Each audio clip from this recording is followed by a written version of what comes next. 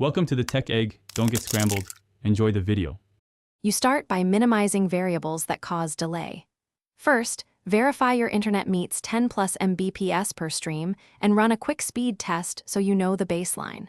Once done, restart both the router and the YouTube TV device to clear transient network congestion.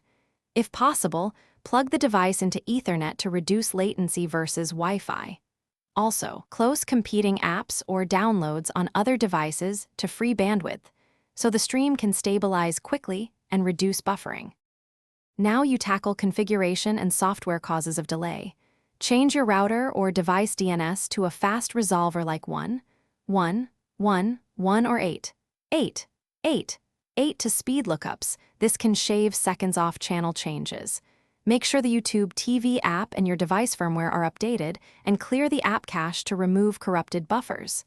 If delays continue, lower the streaming quality or enable adaptive bitrate, so the player reduces resolution rather than stalling when bandwidth fluctuates. Finish by validating the fixes and preparing fallback options.